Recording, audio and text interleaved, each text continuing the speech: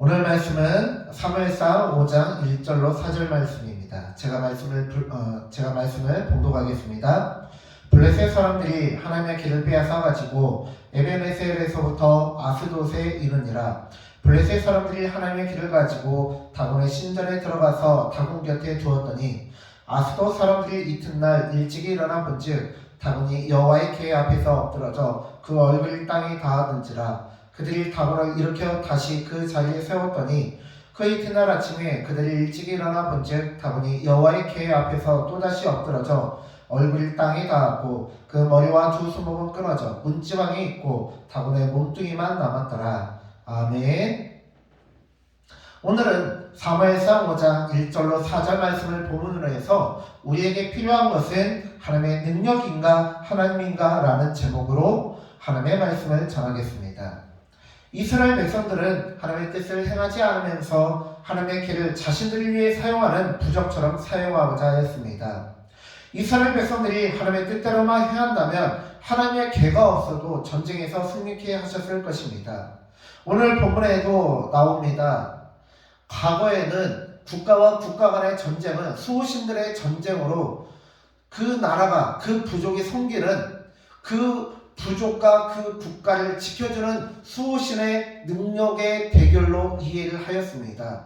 즉 블레셋과 이스라엘 백성들의 전쟁의 결과로 이스라엘 백성들이 진 것은 하나님이 여호와께서 블레셋의 이 다곤 신보다 능력이 약한 걸로 이해가 되었습니다. 그렇기 때문에 블레셋 사람들은 하나님의 궤를 가지고 다곤의 신전에 들어가서 다곤 곁에 두었다라고 사무엘상 5장 1절에 말씀하고 있는데요. 이 말씀을 좀 더 분명히 명확하게 해석을 하고 살펴보자면 주인의 자리, 왕의 자리에 다곤 신상이 있다면 하나님의 여호와의 언약궤를 그 신하의 자리에 두었다라는 거예요.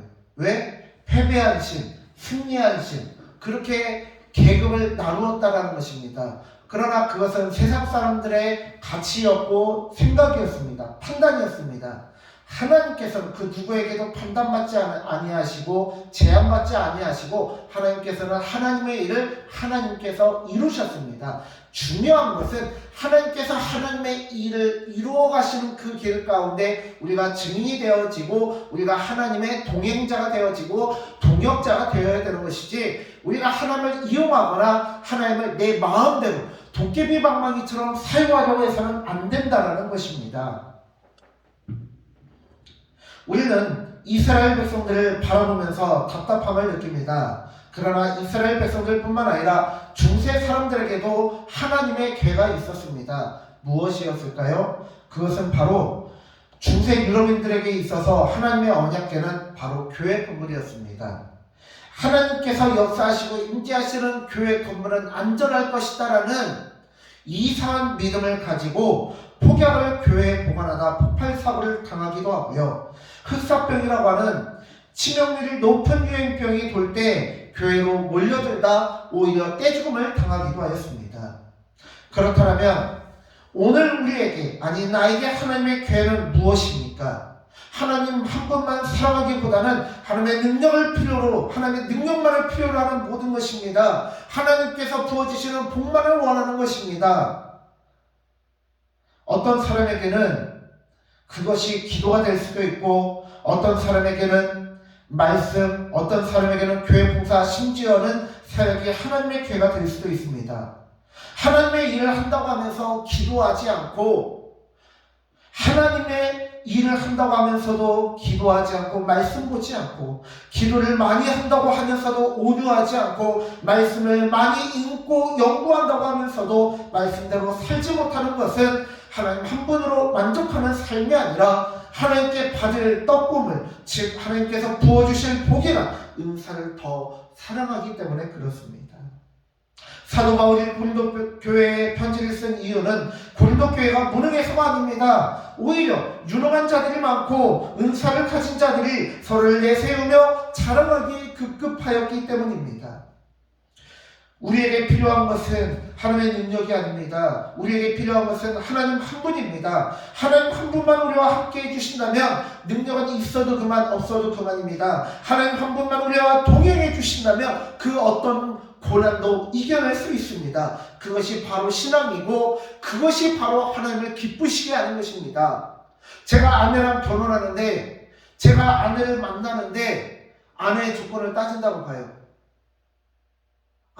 이 사람이 돈이 많은가, 능력이 많은가. 물론 처음 소개받을 때는 그런 조건 안 따질 수 없겠죠. 그런데 결혼을 결심하는 그 순간에도, 결혼하고 나서도 이 사람을, 배우자를 사랑하기보다는 이 사람은 외모가 좋아, 이 사람은 돈이 많아, 이 사람은 능력이 있어.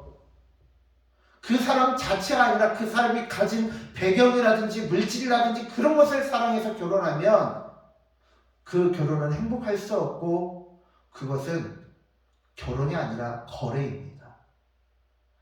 하나님과의 우리가 교제하고 신앙생활하는 것은요, 거래를 하는 것이 아니에요. 하나님, 제가 재물을 드릴 테니까 복 주세요. 하나님, 제가 교회 봉사 많이 할 테니까 복 주세요. 하나님, 제가 기도할 테니까 능력 주세요. 하나님, 제가 말씀 볼 테니까 능력 주세요. 하나님의 일을, 하나님의 사명을 하나님께서 맡겨주신 그 사역들을 할 테니까 저를 성공하게 해주세요. 그건 거래지 신앙생활이 아닙니다. 그건 사랑이 아닙니다. 하나님은 오늘 이 본문을 통해서 우리에게 질문하십니다. 우리가 진짜 원하는 것은 하나님께서 부어주실 복을 기대하고 있는지, 은사를 기대하고 있는지, 아니면 하나님 한 분을 기대하고 사모하고 있는지를 물어보고 계십니다. 바라기는 우리 성도님들께서는 말씀을 통해 우리의 신앙을 점검하고 하나님 한 분으로 만족할 수 있는 우리 모두가 되시기를 간절히 축원합니다. 기도하겠습니다. 하나님, 오늘 우리가 주님의 말씀을 살펴보았습니다. 이 말씀대로 우리가 우리 자신을 돌아보게 하여 주시옵소서.